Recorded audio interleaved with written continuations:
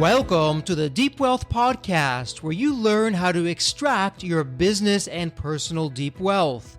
I'm your host, Jeffrey Feldberg. This podcast is brought to you by Deep Wealth and the 90-Day Deep Wealth Experience. When it comes to your business deep wealth, your exit or liquidity event is the most important financial decision of your life. But unfortunately, up to 90% of liquidity events fail. Think about all that time and your hard-earned money wasted. Of the quote-unquote successful liquidity events, most business owners leave 50% to over 100% of the deal value in the buyer's pocket and don't even know it. I should know. I said no to a 7-figure offer and yes to mastering the art and the science of a liquidity event. 2 years later, I said yes to a different buyer with a 9-figure deal. Are you thinking about an exit or liquidity event? Don't become a statistic and make the fatal mistake of believing the skills that built your business are the same ones to sell it. After all, how can you master something you've never done before? Let the 90-Day Deep Wealth Experience and the 9-step roadmap of preparation help you capture the best deal instead of any deal. At the end of this episode, take a moment and hear from business owners like you who went through the Deep Wealth Experience. Dave Albin is the #1 Firewalk instructor in America. Having worked for Tony Robbins for 19 plus years and starting Firewalk Productions in 2014, Dave has firewalked hundreds of thousands of people. He and Tony Robbins set a world record in London in 2005, walking over 12,300 people. Dave's success has a scary and violent past. On June 8, 1988, he put a gun to his head to stop the excruciating pain from both drug and alcohol addiction. 2023 marks 35 years of sobriety.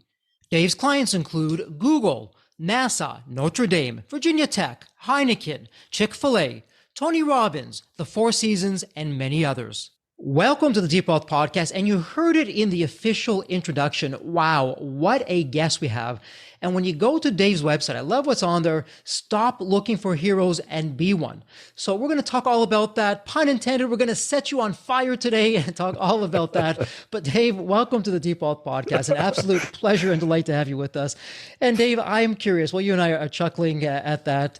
There is a terrific story behind the story. So what's your story, Dave? What took you from where you were to where you are today? So I was born to a single mom. Now, I got a single mom who's a badass, right? Because she came out of that generation that saved the world, right? She was one of those women while all the men were fighting the war in World War II. So when all that was taking place, guess what all the women were doing? They were home doing everything. Literally. My mom was known as Rosie the Riveter. She worked for McDonnell Douglas during the war, and she built airplanes. Wow. Like a lot of other women, they built Jeeps, tanks, munitions, everything. When I was 5, she just couldn't do it anymore. She couldn't feed us. So she went to her older sister, my aunt Pat, and my uncle Bob by marriage. And she said, "Hey, will you adopt David?" And they said, "Yes, absolutely." So they moved me from Hollywood to Long Beach. So now I'm living with Bob and Pat Albin, who I don't know what happened at 5 years old. They're my parents, as far as I know. I don't know anything the difference. Bob's military. He's a highly decorated officer in World War II, career military, officer in the Army and the National Guard. We went camping all the time. I'm in Southern California. We go to Big Bear, Lake Arrowhead. We went to Yosemite. We went all over the place camping. I grew up across the street from a golf course called El Dorado Golf Course, East Long Beach. And here's what I learned about golfers. They suck, right? Because I'd get on my Stingray bike, I'd ride the perimeter of the golf course, and guess what I would find? Golf balls. Absolutely. Are golf balls worth money? You better believe they are. Absolutely. I'd go home, I'd clean them. I'd go back to the golf course in the trash cans, and the boxes that the balls would come in, they threw away. So I'd go get those. I'd come back and I'd arrange them, 12 balls in a box. And I'd put the Max Flies and the Titleist and the Wilsons and the Dunlaps together. And then I'd go back into the parking lot of the golf course and sell them back to the golfers. Right. Love that entrepreneurial spirit. Yeah, right. Yeah. Very low input costs and a very high margin. Great margin. At a young age. But Dave, let me put a pause on things for a moment. I mean, there's so much that you shared, and I know there's more you're going to be sharing, and so much to unpack. But let me ask you this. It's just amazing how small daily steps that we take in our lives today as an example, what's in the fridge or what's at the office or what we're reading or the kinds of posters that we're having at the office that everyone else is reading, the right kind of messages or the wrong kinds of messages or items can literally shape the trajectory of not only our lives, but the people in our lives. Would love your thoughts on that. Yeah, 100%. It did, obviously. It influenced me greatly. If I've learned anything from Tony Robbins, he said to me many times, who you hang out with is who you become. So choose wisely, because you definitely will become who you spend time with. Love your family, choose your friends, he says. And it's true. Absolutely. And so 3 marriages later, let me move this forward to June 8th, 1988. That was the day that I saved my own life. I threw myself a life preserver. When I woke up that morning, I'm married to wife number 3. She had 3 kids, and I married her because I thought those 3 kids would help me settle down. Got ugly. I'm living in the basement. They're living upstairs. And when I woke up that morning, Jeff, I said, that's it. I'm done. I'm out. I am not doing this anymore. And then all of a sudden, as I'm loading the pistol, I'm going, whoa, wait a minute. You pull that trigger, you're going to kill those 3 kids up there. Yeah, you'll be dead. Your problems will be over, but their problems are just going to start. I'm like, no, you can't do that. Sure. You've got to find a better way. So the next thought I had was call Alcoholics Anonymous. So I did. I called, and I got a wonderful woman on the other end of the phone. She's part of the reason I'm here today. She helped save my life. And the next thing I know, I got a guy knocking on my door by the name of Lauren. Lauren took me to an all-men's group in Fairfax, Virginia called the Stepping Stones Group of Alcoholics Anonymous. He stayed with me all day. A perfect stranger, knew nothing about me.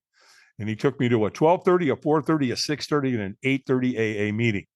The love of AA started right there on that first day. The second day, 8 o'clock in the morning, my phone rings. It's John from AA. And I answer the phone. He's like, hey, Dave, how you doing this morning? He said, hey, listen, you remember we talked last night. I live right around the corner from you. Let's do this. Let me come pick you up. Let me take you to breakfast, and I'll take you to another AA meeting. And that's how it started. This outpouring of love for these men. I had never felt anything like it. That's where I felt at home. And so 2 days turned into a week turned into a month. And when I got a month, they gave me a chip. They gave me one that said 1 month of continuous sobriety. Then they gave me one at 2 months, 3 months, 6 months, 9 months, and 1 year. And this last June 8th here in 2023, I picked up my chip for 35 years. Amazing. Congratulations. Congratulations. That's so incredible. What a story, really, from the brink of ending it all to here you are today. And so, Dave, I'm curious, because you're going through this journey, you hit literally rock bottom, and then you found yourself picked up. But I want to take you now to 1995. Because that's really where the next chapter for what we're talking about, that's when it all began. And you find yourself at a Tony Robbins event, and they're talking about firewalking, going across these very hot coals, 1,000+ degrees. And I know in the back of your mind, you're thinking, yeah, this is BS, can't happen, impossible, no way. Yet in the blink of an eye, you find yourself on the other side. You've actually done it. Something happened at that moment. Can you talk to us what happened that forever, once again, you're a product of your environment. In that environment, you changed your trajectory, which brought you fast forward here to today. So what happened? What's going on there? Well, so when I signed up for it, I found out there was going to be a firewalk, but I was like, no, I'm not going to do that. I'll go and I'll just watch. Well, when you get there, Tony sets you up for success. One of the things he does, the event started at 2. Next thing I know, it's after midnight. And Tony goes, take your shoes off. And I'm like, oh no, man, I see where you're going with that. I'm not doing that. Well, the challenge I have, I'm in a room with 3,500 people. And so they're all taking their shoes off. So I'm like, the pressure from that is like, okay, well, just take your shoes off and go hide in the back. That was my strategy. Well, when he gets you going out there, he's got everybody chanting and clapping. Right there. Yes, yes. And when you get outside in this big parking lot where 3,500 people are going to firewalk, he's got African drummers. So now it's dun, dun, dun, dun, dun, dun, dun. I mean, it's a dog and pony show. It's crazy. Well, when I went and hid in the back, Tony knows that the firewalk is probably the most life-changing experience any human can go through. And so he also notices a bunch of people like me that are going to chicken out, and they're all going to hide in the back. So what's he do? He trains people to come find you. And that guy found me. And he got me through it. And that, in fact, that guy, that stranger, to this day has no idea how he influenced me and what I've been able to do today as a result of that stranger encouraging me. Because without him, I'm certainly not on the Deep Wealth podcast with you. That would have never happened. I wouldn't have walked 500,000 people. A whole bunch of things would have never happened. So, and when I finally did it, when I actually walked across coals, my immediate reaction was, what I found was when you take that first step, oh, you'll take the second, third, fourth, and fifth. I guarantee you, right? And I literally thought I burnt myself really bad once I'm in the celebration end. And I looked at my foot and it was dirty, but there was no burns, but it felt like it. And so now I'm in the celebration end with 3,500 people, and we are jumping up and down and screaming. It's one of the most exhilarating moments of my entire life. There was nothing like it ever. And it was just, you're in that moment. You're like, I can do anything. Where's the bus? Let's go to Everest. What's next? But here's where it gets really interesting, Jeff. What's the next day? This is a 4-day event, by the way. So that was day one, the night of, and now we're coming into day two. 3,500 people standing in a foyer, getting ready to go into the venue. And I've never seen or witnessed anything like this in my entire life. The way people were getting along humanistically was one of the most beautiful things I've ever seen. Because the night before, yeah, we drank the Kool-Aid, we did the firewalk, but what did it do to us? Well, collectively, it raised our self-belief, our self-confidence, and our self-worth. So when we came in the next morning, our energy and our frequency, we were all on the same wavelength. And so I was watching people, and they were laughing and crying and hugging and connecting and talking and communicating unlike anything I'd ever seen. Well, later in the event, and really that moment, by the way, got me. That's what really got me, because I went, wow, does that do that? Is that what the Firewalk does? It brings people together like that? Well, you better believe it does. And that's why Robbins uses it. Well, later on, I got to meet one of Tony's trainers, a guy by the name of Ted Macy, and his wife, Mary. They're both trainers for Tony. And I'm talking to Ted, super nice guy. And I commented, I said, man, it must be incredible to be able to come and be part of this and around this kind of encouragement and enthusiasm. He goes, oh yeah, I get to do this 10, 12 times a year. And he said, and hey, see those people over there standing with the black shirts with the pink writing on the back? Yeah. He goes, they're volunteers, man. They are people just like you. They came to the event and they want to come back and volunteer. There's about 300 of them here. He said, so when you get home, just go call Robbins Research and ask them to send you a volunteer crew application. I did it, sent it back. 9 weeks later, I get a letter in the mail. It says, Dave Albin, congratulations. You've been selected to crew with the Anthony Robbins companies. Boom. My foot's in the door. And one thing led to another. When they take your application, they kind of place you, right? They kind of look at who you are and go, oh, you'd fit over there, or you'd fit over here. I had two things they looked at. One, I had a security and a military background. Okay. So they put me on the security team, helping take care of Tony's celebrities, which is, we could talk for hours about that alone. And then they also, because I lived on a farm and I knew how to use tools and log splitters and hatchets and all that, they put me on the fire building team. And so I crewed I volunteered 5-6 times. The challenge was I was spending $2,000 every time I went. And my wife wasn't real keen to it, because she doesn't know who Tony Robbins is. Screw Tony Robbins. My husband's spending $2,000. She didn't like it. And then I got offered a subcontracting position to be on the security team and to help with the Firewalk. So they paid my way, paid for my airfare, paid my hotel, paid me a per diem, paid my food, and gave me a little meaningful salary. So I went from paying $2,000 to zero. And they did something really smart. They gave me a ticket, and I brought my wife, and she went. And at the end of that event, we were walking on the beach that evening. I'll never forget it. She looked at me. She goes, okay, I get it. I drank the Kool-Aid. This Tony Robbins guy's pretty sharp. If you want to go rock and roll with him, you go. As long as they're paying your way and at least we're making a little money, I'm good with it. And so that was all happening in the 90s, mid 90s to late 90s. And then in 2003, Tony offered me the fire captain position, which meant that I would take over all of his firewalks globally. And in addition to that, because I was homeschooling my kids and I was very concerned about that, Tony paid for my kids and my family to travel with us.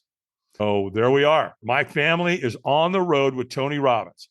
In fact, their first event with me was Sydney, Australia. Wow. Unbelievable. What a journey. Pretty much. 2005, that was an interesting time. We went to London. We went to the Docklands, to the Excel Center, and we set the world record. That's where we firewalked 12,300 people. Now, I say world record. I want to disclose Guinness was not there. Guinness Book was not there. But to my knowledge, no one's come anywhere close Absolutely. to firewalking 12,300 people. The only thing that would come close to that's another Tony Robbins seminar. So that happened. Absolutely. And I mean, wow, what a journey. You're changing lives. Your life was changed. And you did that for nearly 2 decades. And then you branch out on your own. Yeah. And so you've taken really a world-class event that you now have done for decades. You put that into really your own flavor. You're out there now. You're changing lives. You're helping individuals. You're helping companies. What's going on with that? So whether I'm an entrepreneur or perhaps I'm saying, you know what, I'm going to sign up my leadership team, Dave. We're going to go with Firewalk Adventures and you're going to lead us through this. Yes. What's happening when we enter compared to what's happening when we leave? What's going on with your process with the Firewalk? Well, Google helped me with that. In 2014, I'm driving down the road and they called me and they said, hey, are you the Dave Albin that does the Firewalks for Tony Robbins? Yeah, what can I do for you? Well, if you're not under any contractual obligation or non-compete, we'd like to talk to you about hiring you. Oh, okay. Well, homeboy's a free agent. What you got going on? And so they went on to tell me they had 148 executives. They were graduating from a really intense curriculum that they had just were going through. They wanted to do a lunch. They wanted to have some cocktails and they wanted to anchor in that graduation with an experience. Interesting. So they're calling me and I'm like, well, listen, you want to do this in the middle of the day? I won't do a firewalk in the middle of the day. It's a safety issue. I got to be able to see the calls, unquestionably. Now, I tell you what, we could do a Glasswalk. They're like, a Glasswalk? You mean walk on broken glass? I go, exactly. They're like, ooh, tell us about that. So I did. And they went for it. And so while I was at Google, I had a conversation with one of the executives. And they're the one who told me, he said, look, I know you work for Tony, but let me share something with you. There's a huge marketplace for corporate team building at your level. Because most corporate team building, they go golfing and they go on scavenger hunts and they play Jeopardy. But you create a paradigm shift. You create an experience that will change someone's life.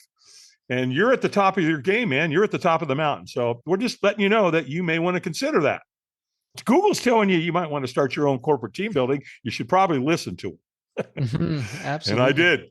And so you're right. So that was 19 years later, 2014, Firewalk Productions was born. And right after Google, next thing I know, I'm at NASA. Then I'm at Notre Dame. And then I'm at Virginia Tech, Microsoft, Heineken, Remax, Chick-fil-A. Hell, the next thing I'm on the Deep Wealth podcast. So you know what I mean? You don't know what's coming. And that was all organic. So the bottom line, since 2014, and the company was conceptualized and put into play, no pun intended, but we've been going hot and heavy ever since. Absolutely love that. And so, Dave, I'm now putting myself in the shoes of one of our listeners, and they're hearing us talk, and in their mind, they're thinking, okay, Firewalk, okay, yeah, whatever. It's something that you and I can talk about, and we are talking about that. I suspect until you're really there to really feel what it feels like to walk across those 1,000-degree plus hot coals, and that euphoria and all the feelings and the fear going into it and the excitement coming out of that you and I aren't going to do any justice to that, but we're going to do our best. Okay. So for whether it's, again, an entrepreneur, a founder, a leader who's listening in, whether it's for herself or himself, whether it's for a leadership team or for a company, talk to us about why they should even think about doing this, because the first gut reaction is, yeah, it sounds a little bit too fantastical. Let me leave that out there and I'll stick with the more mundane and traditional kinds of things. So what are we missing out? What don't we know that if we knew that would have us come to a better decision point? Well, I think most entrepreneurs know, especially CEOs and these types, they know that what doesn't challenge you doesn't change you. You're not going to just go to a seminar and listen to somebody talk on stage and expect to change 30 or 300 people's lives. You're not going to create an incredible culture, right? You don't become a Navy SEAL by sitting in a classroom. You become a Navy SEAL by taking your happy ass out into the ocean off the coast of San Onofre at 3:00 in the morning and swim with 9 different variations of killer sharks. That's what builds character. So that's really what it comes down to. Now, if we look at firewalking from a history standpoint, it's been around for 1,000 years. What are they using it for? What did the Tahitians use it for? The people of India, the Polynesians, the Hawaiians, Native American Indians, the Indo-Europeans, the people of Portugal, Spain, all of them. They use it as a rite of passage. It's a graduation. So that's what happens, because when it's your turn to walk, it's fight or flight, baby, and it's your turn. And so when you can step through that, get to the other end and celebrate, the payoff is immediate. Now, I did take it to another level from what Tony was doing. And what I added to it, Jeff, was the board break. And here's why I did that. Martial artists are familiar with the board break. Almost every dojo in America has a board break, right? Every time you get a belt, you graduate, you use the board break. So if you go from a white belt to a yellow belt, you're probably going to break the board with your hands. You might break it with your elbow. You might break it with your knee. You might break it with your foot, whatever. But they use that. So what I did is I took the board break, and here's what I added to it. Number one, I have them write something on front of the board that they want to move towards. That can be collectively, as a company, and or personally. Then I have them write something on back of the board that they need to move away from. Every single one of us has something we need to look at and stop doing. So write it on the board. It ends tonight. And then I have them write anybody's name on the board that they're in conflict with. So if reconciliation or forgiveness is part of that relationship, it ends tonight. Stop carrying that with you. And then to create the rite of passage, I have them write anybody's name on the board that they've lost. So we take them outside, we get them all ready. I pre-frame that typically in the room. We go outside, we set up the board break stations. They break the board. We walk them in a circle. Then we come back to the firewalk. They do their firewalk. They come back and they throw the board into the fire. And of course, we're getting this on video and we're getting photographs of this as well, so that they'll have that. Then once they do that, before they leave that night, we give them one of these. Now, I know we're audio here, but maybe you can hear that. It's a container. It's a little square plastic containers that you can see through.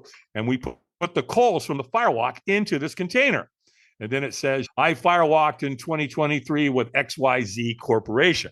And then we give that to the clients. And then that way they can set it on their desk or their credenza, and they'll have something to look at every single day. Now, there's one other thing that I do out at the firewalk before I say goodnight, and it's proprietary, but I take them through a process and I get every single participant and we calibrate their hearts, which just means that we get everybody's heart to beat at the same time. That in and of itself, Jeff, is literally one of the most life-changing evenings that any human will go through, so that when they go back to work Monday morning as a group, they're a completely different group culturally of human beings.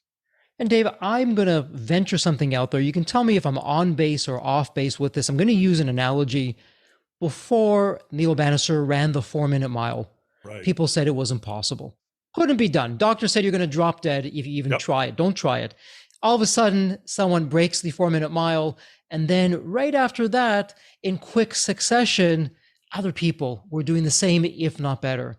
So my venture here is that coming out of your experience, the whole experience from the firewalk to breaking the boards to really all the hearts being at the same beat at the same time, all in unison together, that when you come out of that, you've literally rewired and reprogrammed people's mindset, that they're looking, same eyes, the same body, but they're looking at life now differently, as a different person. I'm going to venture to say as a better person. Absolutely. Can you talk to us about that? What's changed in people's mindsets? It's interesting. I love Bannister and the whole idea that you would die if you ran that far. And it's interesting because when people come back to Firewalk a second time, a lot of them bring in that attitude. I've already done this. Yeah. Well, the fire doesn't care. So you better bring the same intensity that you did. And we see this in a lot of things, right? We see it in MMA fighting and professional athletes and so on and so forth, right? So it's all about being all in. And so when you come back to do the firewalk, you better bring the same intensity. Because if you don't, I mean, I get asked all the time, hey, has anybody ever gotten seriously hurt? No, they haven't. Absolutely not. Is firewalking dangerous? No. Does it sound and look dangerous? Yeah, a little bit. Can you get hurt? You can get a small blister on your foot.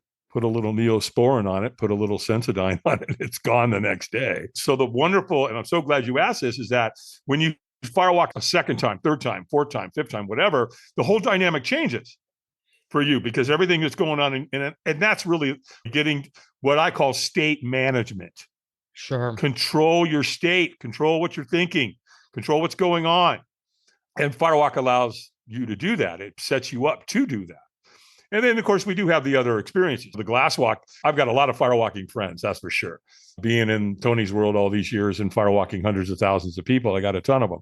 But the Glasswalk, oh, that scares the hell out of people.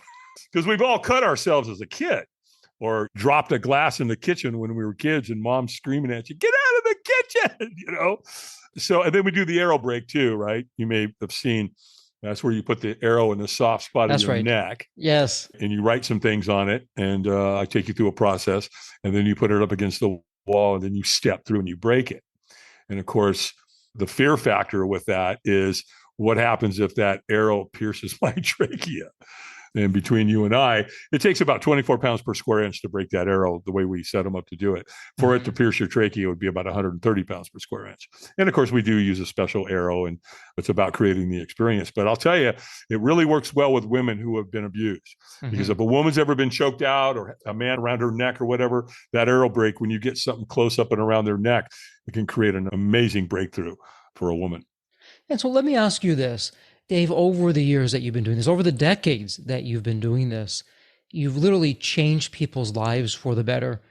Is there any success story, and I'm sure you have many success stories, any success story that comes to mind? We don't have to name company names or individuals. We can keep that part private. But yeah, so-and-so came to me and had these challenges, and the very next day after completing the event, went on to do this and that. Anything that would come to mind? There's countless. Literally. Yeah. I can reference a couple. Well, let's start with my own kids. My daughter was 6 years old the first time she firewalked. My son was 9. And if you saw them today and you asked them, did firewalking influence them? You better believe it did. Because it influenced their self-worth of who they are and what they can become. One of my friends is Wade Meadows, man. He's an executive with Google. He came to an event where we did a whole bunch of different things. He was part of a leadership program in Caldwell County, North Carolina, and Google's down there. And so anyway, he did the Glasswalk, the arrow break, the board break, and the Firewalk. Well, what he'll tell you, he's a testimonial. When I had him write the name on the board of somebody that he needed to reconcile with, he put his dad. And so he literally, after the board break and the Firewalk, he reconciled with his father and he stopped smoking. We had a young man years ago, we were in Tampa, and there was a young man down there, a collegiate athlete, high school collegiate athlete, and he got hit by a drunk driver and he lost both legs. And so he was contemplating suicide because his life was over. That's what he was telling himself. Can't run anymore. Can't do this. Never be able to perform as a man. Never get married, blah, blah, blah. Well, one of his buddies said, hey, Tony Robbins is coming to town. And I know you like Tony. Why don't you go see him before you make a decision that you can't undo? And so I'm out there. It's late at night. I'm doing my thing. I'm shoveling the coals for Tony's lane. And all of a sudden, Tony kind of stops and he looks at me and he goes, got this funny look on his face. In other words, like we're about ready to see something really phenomenal here. And next thing I know, again, it's really dark out there. I see the kid in this, I don't know what kind of a wheelchair it is. I'd call it a turbo wheelchair, maybe a titanium, aluminum, whatever.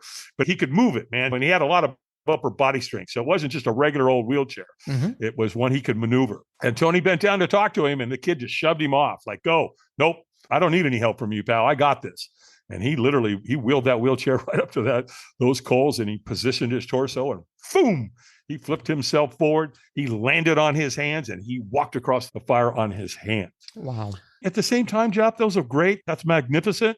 But you got to see what it's like to see a 100-year-old woman. She's not all enthusiastic going with a lot of intensity. She just walked up, put her hands up in the air and completely submitted to the process and very slowly walked across the fire. It's beautiful. So yeah, we've seen it all. Maybe this will be a better answer to your question. There was a young man that his family told him that he wanted to be a screenwriter and he thought he could make it in Hollywood. His family said, you're out of your mind. You'll never make it. There's no way. Any of us have family members like that tell us, that we're not going to be able to do what we want to say we want to do. So he went to a Tony Robbins seminar, did the Firewalk, went home, wrote Sleepless in Seattle. So, you just never know how that Firewalk experience is going to influence somebody, but it will influence. And I've never seen anyone that it hasn't influenced. And so, Dave, really, you are transforming lives. You're paying it forward. I know offline you're sharing with me how you've created a special program to really make a difference in their lives of the tragic loss. You're sharing with me that 40 or more veterans are taking their lives. You want to make a dent in that and stop that. And so you're really out there making a difference. But let me ask you this before we go into wrap up mode. And I would love to go down so many rabbit holes with you, but we're starting to bump up against some time here. Every episode, we like our listener to walk away with one actionable item. So before they go to that next meeting, pick up that next call, whatever the case may be, that full inbox of emails that they're going to tackle, if they could do one thing once you and I wrap up this episode, one thing that would really make a difference for them, maybe low-hanging fruit, low effort, high return, based on all that you're doing and that you've done and what you've seen, what would be one thing that someone can think about doing or actually just do when all is said and done with us and our episode today? It's hard to say only one. I'll take three. Fair enough. Whatever you have. One of the best ones that really influenced me, it influences a lot, is read 10 pages in a good book every day and discipline yourself. And don't negotiate with yourself. Stop negotiating. If you say you're going to get out of bed at 6 o'clock in the morning and go to the gym, then get your happy ass out of bed. Stop this negotiation crap, right? Because it doesn't work. Yeah. You're setting yourself up for failure. The first thing I do every morning, I make my bed. It's what I do. I take a cold shower every day. I read my 10 pages. I've disciplined myself. I've set up rituals. And I would get into understanding state management. Okay. Controlling your state in times of struggle. That's where the essence of a man is, right? It's easy to be a good guy when everything's going great. How do you act when things aren't going well? I think Viktor Frankl gave us such wisdom in Man's Search for Meaning. You want to start with a book, start there. Because here's a man, he's in Auschwitz. They assassinated his family. He's living with every single day. He may go to the chamber. He's naked. He's cold. He's hungry. And they took everything from him except one thing. And he realized the one thing they could not take from him, even though they took everything else from him, they couldn't take his attitude. Sure. Victor has to give that to you. We have to give that up. You have to relinquish that. So maintain a good attitude and choose good people to hang around. And as I said, I think you said it when we started, stop looking for heroes and be one. It's incredible. You use one of my favorite words, ritual, because the very intentional decisions that we make, no matter how small, and they become rituals, like you're saying, what you do every day. Those rituals, those days become weeks, become months, become years, become decades. It really becomes our life and it forms our life. And so, absolutely. Yeah, consistency is everything.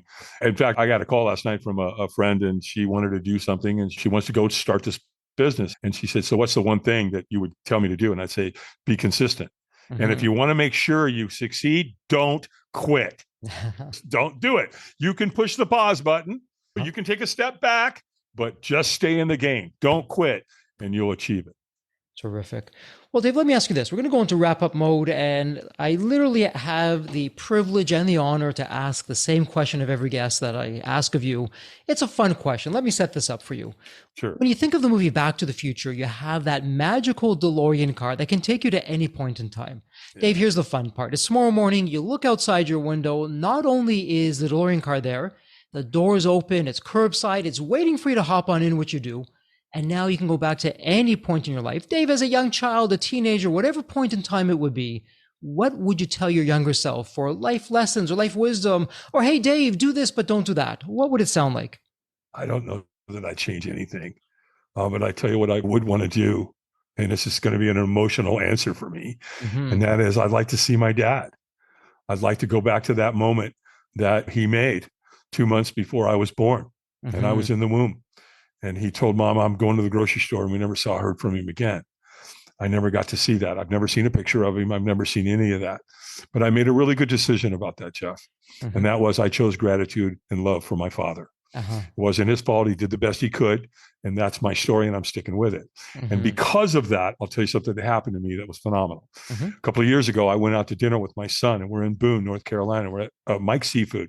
And I'm sitting there, and I always have a really good time with the server. I just do that. I treat them nicely. My mom was a server, so I have a lot of love and appreciation for that job. So many people treat them disrespectfully, and I do just the opposite, right? Sure. And so we're having fun. It's all good. I'm sitting there, we're eating, and I look at my son, and I look down and I look back, and it dawns on me. I'm having dinner with my dad's grandson. Wonderful. I could see my dad. I could see him. And so because I chose gratitude and because I chose love for my dad, I believe that moment was given to me. What a gift you've given to us. Choose gratitude. Choose love. We can choose anything. Such powerful emotions. What wisdom. Thank you, Dave. Thank you not only for that, but you've been so vulnerable and open with us today, and you've really left nothing on the table. These are stories and wisdom and strategies from the trenches. You've lived them. You're sharing them with us. And, as we love to say here at Deep Wealth, firstly, it's a wrap, and congratulations with that. But Dave, let me ask you this. We're going to make it so easy for our listeners. Everything will be in the show notes. A listener wants to reach out. They have a question. Better yet, they want to do an event with you for themselves or their leadership team or the entire company. Where's the best place online that they can reach out and have a conversation with you? Yeah, sure. Just go to our website. It's the best place. It's firewalkadventures.com. So the Firewalk Adventures is one word.com, and everything's there. My academy, I have an academy. In fact, it starts next Tuesday. I got a whole bunch of people coming up here to the Appalachian Mountains, and I'm going to train them. And they're going to become Firewalk extraordinaires. So they're coming from other companies. Some of them are trainers and coaches and entrepreneurs and CEOs. It's really cool. And so they're all coming in next Tuesday. So we've been sold out for quite a while, so they can look at that. And then if anybody wants to get a hold of me, my calendar's there. We're really, really accessible. Terrific. And again, for our listeners, it doesn't get any easier. It's a point and click. Go to the show notes. Hey, if you want to change your life, change the questions that you're asking, change the experiences that you're going through, Dave is world class. He's really one of a kind. He will lead you, lead your team through it, and it's an investment in yourself and in your future. Well, Dave, on that very high note, as we love to say here at Deep Wealth, may you continue to thrive and prosper while you remain healthy and safe. Thank you so much. Thank you, Jeff. The Deep Wealth experience was definitely a game changer for me. This course is one of the best investments you will ever make, because you will get an ROI of 100 times that. Anybody who doesn't go through it will lose millions. If you don't have time for this program, you'll never have time for a successful liquidity. I mean, it was the best value of any business course I've ever taken. The money was very well spent. Compared to when we first began, today I feel better prepared, but in some respects, maybe less prepared, not because of the course, but because the course brought to light so many things that I thought we were on top of that we need to fix. I 100% believe there's never a great time for a business owner to allocate extra hours into his or her week or day. So it's an investment that will yield results today. I thought I will reap the benefit of this program in 3 to 5 years down the road. But as soon as I stepped forward into the program, my mind changed immediately. There was so much value in the experience that the time I invested paid back so much for the energy that was expended. The Deep Wealth experience compared to other programs is the top. What we learned is very practical. Sometimes you learn stuff that is great to learn, but you never use it. The stuff we learned from Deep Wealth experience, I believe is going to benefit us both. I've done an executive MBA. I've worked for billion-dollar companies before. I've worked for smaller companies before I started my business. I've been running my business successfully now for getting close to a decade. We're on a growth trajectory. Reflecting back on the Deep Wealth, I knew less than 10% what I know now. Maybe close to 1% even. Hands down, the best program in which I've ever participated. And we've done a lot of different things over the years. We've been in other mastermind groups, gone to many seminars, workshops, conferences, retreats, read books. This was so different. I haven't had an experience that's anything close to this in all the years that we've been at this. It's 5-star, A+. I would highly recommend it to any super busy business owner out there. And Deep Wealth is an accurate name for it. This program leads to deeper wealth and happier wealth, not just deeper wealth. I don't think there's a dollar value that could be associated with such an experience and knowledge that could be applied today and forever. Are you leaving millions on the table? Please visit www.deepwealth.com/success to learn more. If you're not on my email list, you'll want to be. Sign up at www.deepwealth.com/podcast. And if you enjoyed this episode, if it added value, if you walked away with some new insights and strategies, please leave a review on your favorite podcast channel. Reviews help us reach new listeners, grow the show, and continue to create content that you'll enjoy. And as we wrap up this episode, as always, please stay healthy and safe.